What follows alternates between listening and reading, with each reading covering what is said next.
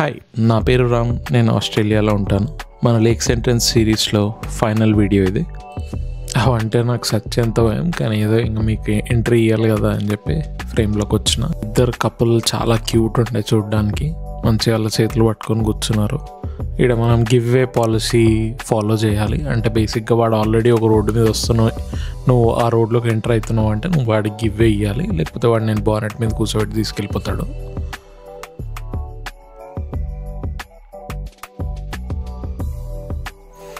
ఇట్లా ఎంత సడన్గా పడితే అంత సడన్గా టర్న్ తీసుకుంటారు. సో కాబట్టి మనం చాలా జాగ్రత్తగా ఉండాలి.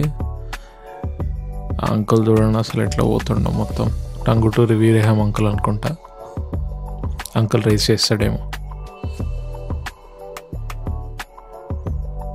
ఇది లేక్ సైడ్. సో అది మనం ఇందాక చూసింది ఓషన్ సైడ్. ఈ లేక్ వెళ్ళి ఆ ఓషన్లో కలుస్తుంది. చూసారు కదా అసలు ఎన్ని బోట్స్, ఎన్ని యాట్స్ ఉన్నాయో.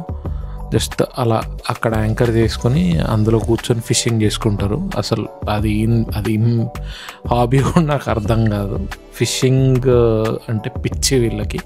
అట్లా గంటలు ఆ బోట్ని యాంకర్ చేసేసుకొని అక్కడ కూర్చొని ఫిషింగ్ చేసుకుంటుంటారు. మనం కూడా బోట్స్ రెంట్ చేసుకోవచ్చు. ఇక్కడ మనకి లైసెన్స్ ఏం అవసరం లేదు. ఆ బ్లూ బోట్స్ చూస్తున్నారు కదా, I think it's around $40-50 per hour or something.